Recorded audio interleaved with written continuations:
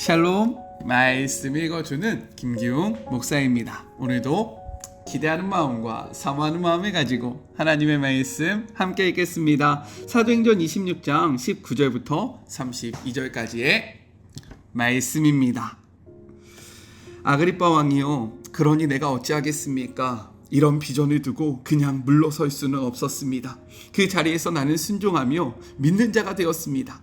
나는 이 삶의 변화, 하나님께 전적으로 돌아서는 것과 그것이 매일의 삶에서 갖는 의미를 그곳 다마스쿠스에서 전하기 시작했습니다. 예루살렘과 인근 지역으로, 거기서 다시 온 세상으로 나아갔습니다. 그날 유대인들이 성전에서 나를 붙잡아 죽이려고 한 것도 바로 온 세상으로 나아간 것 때문입니다. 저들은 하나님을 자기한테만 묶어두려고 합니다. 그러나 하나님께서는 약속하신 대로 내 편에 서주셨습니다. 내가 지금 이 자리에 서서 하는 말은 왕이나 어린아이나 할 것 없이 누구든지 들으려고 하는 사람들에게 내가 들려주는 이야기입니다. 그리고 이 모든 말은 예언자들과 모세가 그렇게 되리라고 한 것과 정확하게 일치합니다. 그것은 첫째로 메시아가 반드시 죽어야 하며, 둘째로 그분이 죽은 자들 가운데서 살아나셔서 하나님을 모르는 사람들과 하나님을 경외하는 사람들 모두에게 하나님의 빛을 비추는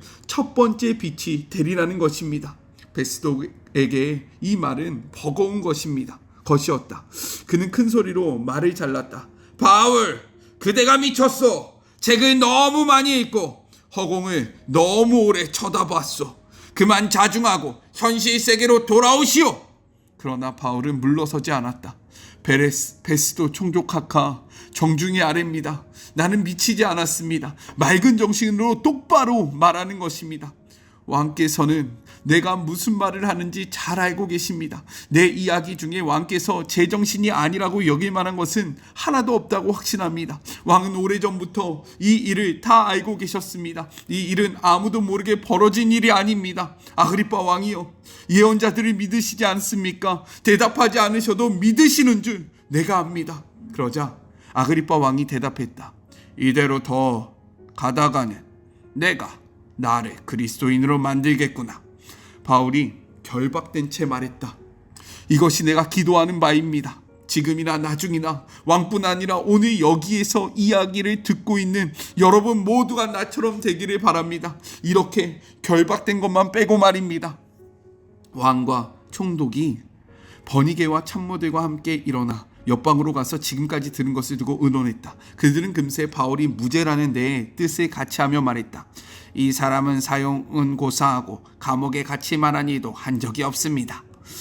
아그리빠 왕이 베스도에게 말했다. 황제 앞에서 재판받기를 요청하지만 않았어도 지금 당장 석방할 수 있을 겁니다.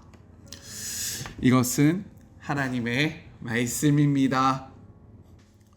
오늘 말씀을 통해서 세 가지를 함께 생각해 보았으면 좋겠습니다. 먼저 첫 번째, 회개의 복음을 전하는 바울에 대해서 이야기를 하고 있어요. 바울은 다마스에서 부르심을 받아 지금까지 어떻게 예수의 부르심에 합당하게 살았는지를 약 25년간의 사역을 요약하며 이렇게 이야기합니다. 그것의 한 줄 평이 바로 이 말씀이에요. 20절. 먼저 다메섹과 예루살렘에 있는 사람과 유대 온 땅과 이방인에게까지 회개하고 하나님께 돌아와서 회개에 합당한 일을 하라 전함으로. 이것이 바로 부활하신 예수님을 만난 후 바울이 지금까지 했던 일이라는 겁니다. 다메섹에서, 예루살렘에서 온 유대와 그리고 이방인들까지 그들 앞에서 한 이야기는 다른 것이 아니었다라는 거예요. 무엇입니까? 회개하고 하나님께 돌아오라 라고 권면한 것이 자신의 사역의 전부이다 라고 이야기하는 거죠. 22절은 이렇게 기록되어 있어요. 하나님의 도우심을 받아 내가 오늘까지 서서 높고 낮은 사람들 앞에서 증언하는 것은 선지자들과 모세가 반드시 되리라고 말한 것밖에 없다 라고 이야기합니다. 그것이 무엇입니까? 하나님이 메시아를 보낼 것이다. 그리고 그가 우리의 죄를 지고 죽을 것이다. 그리고 하나님이 다시금 그를 살리실 것이다. 이 말씀을 전한 것밖에 없다라고 이야기를 하고 있는 겁니다. 그렇다면 바울이 이야기했던 회개하고 하나님 앞에 돌아와서 회개에 합당한 일을 하라라는 것은 무엇일까요? 성경은 이것에 대해서 이렇게 이야기하고 있어요. 디모데후서 3장 1절부터 5절의 말씀입니다. 너는 이것을 알라. 말세에 고통하는 때가 이르러 사람들이 자기를 사랑하며 돈을 사랑하며 자랑하며 교만하며 비방하며 부모를 거역하며 감사하지 아니하며 거룩하지 아니하며 무정하며 원통함을 풀지 아니하며 모함하며 절제하지 못하며 사나우며 선한 것을 좋아하지 아니하며 배신하며 조급하며 자만하며 쾌락을 사랑하기를 하나님 사랑하는 것보다 더하며 경건의 모양은 있으나 경건의 능력은 부인하니 이 같은 자들에게서 내가 돌아서라 라고 이야기합니다. 첫 번째 적용이에요. 오늘 내가 회개하고 돌아서야 하는 삶의 모습은 무엇입니까? 그것으로부터 하나님께 돌아와서 회개에 합당한 일을 시작하는 그런 복된 하루가 되었으면 좋겠습니다. 우리가 함께 읽었던 디모데후서의 모습을 보면 하나님을 떠난 자들의 삶의 모습이 보이잖아요. 이러한 모습으로부터 회개하고 하나님께로 돌아와서 그분이 나를 부르신 그 뜻에 합당한 삶을 살아가는 정말로 주의 모든 자녀들이 되었으면 너무나도 좋겠습니다. 둘째, 복음에 미친 바울에 대해서 이야기를 하고 있어요. 베스도는 바울의 확신 가득한 변론을 듣고 그가 미쳤다라고 이야기를 합니다. 24절, 바울이 이같이 변명하매 베스도가 크게 소리를 내어 이르되 바울아 내가 미쳤도다. 내 많은 학문이 너를 미치게 한다 라고 이야기를 합니다. 베스도의 눈에는 바울이요 어떻게 보인 겁니까? 복음에 미친 사람, 제정신이 아닌 사람처럼 보였다라는 거예요.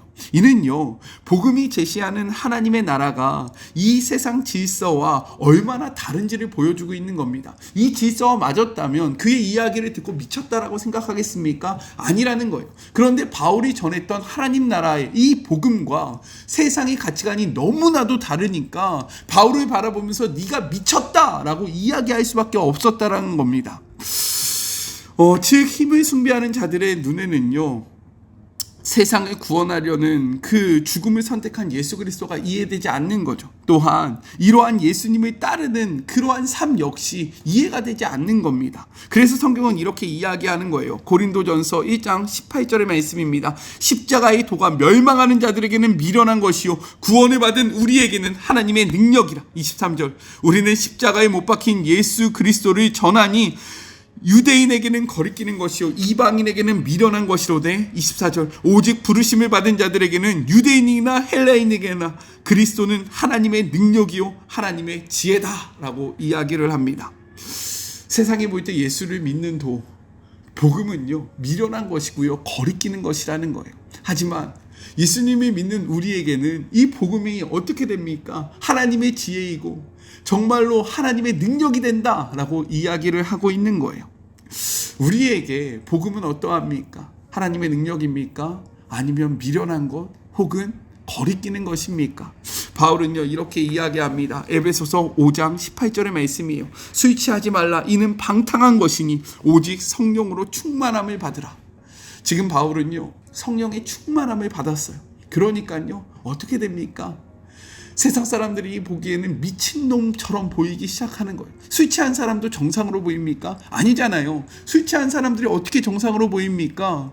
그런데 성령에 취한 사람, 성령 충만함을 받은 사람도요 이렇게 보일 수 있다라는 거예요.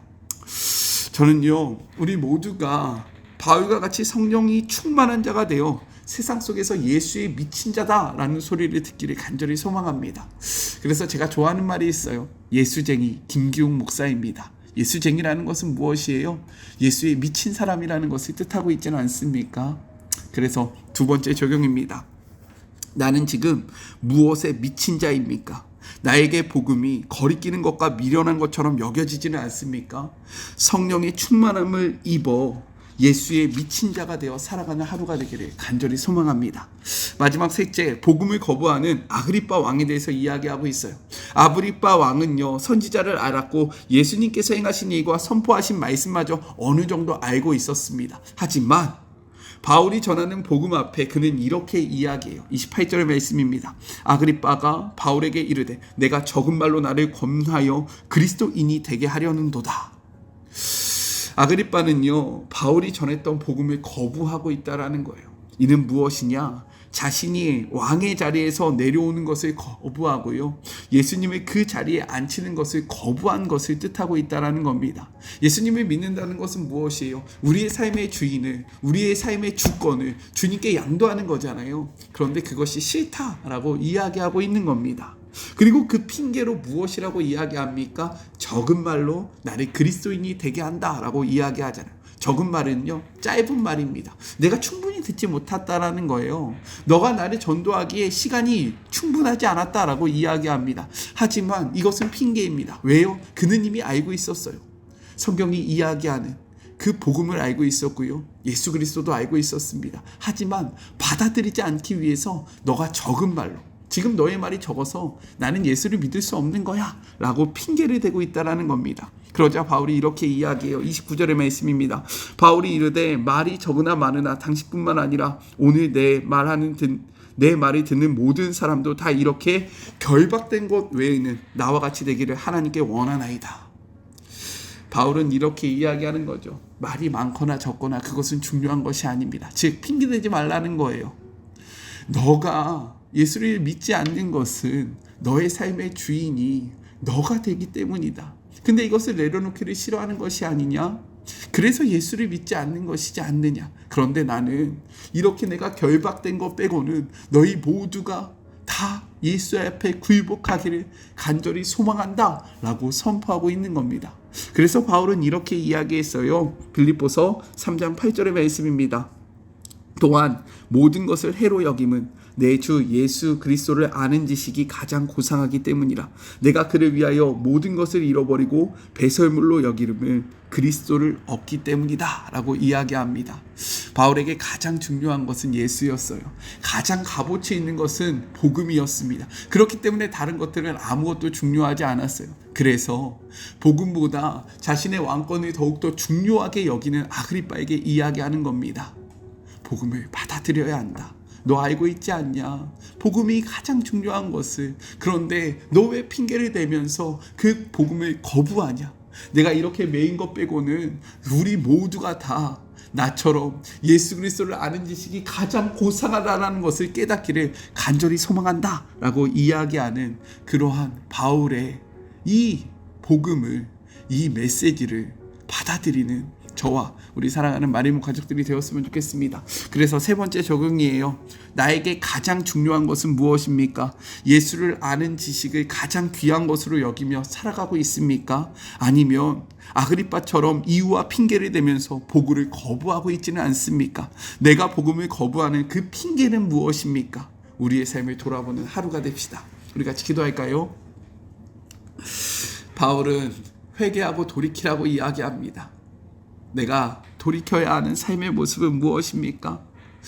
하나님, 우리가 말씀을 그냥 머리로만 받지 않기를 소망합니다. 몸부림치며 이 말씀을 살아내기를 원합니다. 베스도는 바울에게 미쳤다라고 이야기를 합니다. 세상적인 눈으로 보면 바울이 미친 것이 맞습니다. 우리는 어떠합니까? 세상에 살아가는 자들에게 미쳤다라는 소리를 들어본 적이 있습니까? 아니면 너무 이성적이고 합리적이다 라고 이야기를 듣고 있지는 않습니까? 우리는 바울과 같이 복음에 미친 자들이 되어야 합니다. 아그리빠 왕은 핑계를 댑니다. 너가 적은 말로 나를 그리스도인이 되게 하는도다. 바울은 이야기합니다. 예수를 아는 것이 가장 귀한 고상한 일이다. 우리에게는 예수님은 어떠한 존재입니까? 예수님보다 존귀한 것이 너무나도 많지는 않습니까? 그래서 우리가 아그리빠 왕처럼 너가 적은 말로 나를 설득시키려고 해서 내가 넘어가지 않는다 라며 핑계를 대고 내가 주인이 되고 내 뜻대로 살아가는 삶을 여전히 살아가고 있지는 않습니까? 이 말씀 앞에 예수를 아는 것이 가장 고상한 지식이다 라고 이야기하며 주를 위하여 살아가는 바울의 모습이 우리의 모습이 되게 하여 주시옵소서. 함께 하실 주님을 바라보며 거룩하신 예수 그리스도의 이름으로 간절히 기도드립니다. 아멘. 말씀을 머리로만 듣는 것이 아니라 이 말씀을 가슴으로 받고 우리의 삶으로 살아내었으면 너무나도 좋겠습니다. 저는요 또 내일 만나도록 할게요. 사랑하고 주님의 이름으로 축복하면서 오늘 하루도 힘내세요. 우리 내일 만나요. 안녕. 오늘도 수고하셨습니다.